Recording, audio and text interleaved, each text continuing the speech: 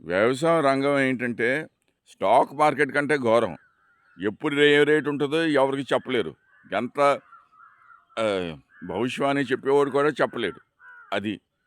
ఇదే విశేషం వ్యవసాయ రంగంలో. ఒకసారి కేజీ రూ. 10 ఉండొచ్చు.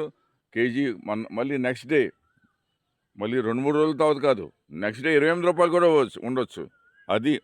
స్టాక్ మార్కెట్ ఎన్ఎస్సి, బిఎస్సి కంటే ఇది మరీ ఘోరం వ్యవసాయ రంగం.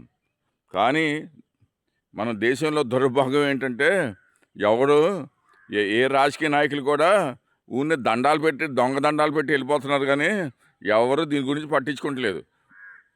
రైతు బాగుంటే దేశం బాగుంటుంది. ఎబ్బే రాజకీయ నాయకులు అందరూ ఏమనుకుంటున్నారు, అరే మనకెందుకులో ఏ విదేశాల నుంచి ఓడర్లో తెప్పించుకోవచ్చులే, డబ్బు ఉంటే. అది వీళ్ళకి ఇంగితగానే ఉండి సత్తే కదా, అందుకే రాజకీయంలో చేరారు. ఇంగితగానే ఉన్నోడు ఎవరు రాజకీయంలో చేరరు. అది తేడా.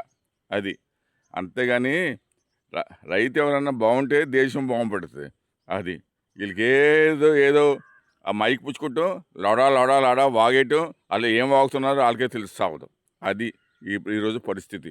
కాస్త వ్యవసాయ రంగం గురించి పట్టించుకోండి. దేశం అన్నా శుభ్రంగా పచ్చతనంగానూ చక్కగా అందరూ కలకల ఆడుతూ ఉంటారు.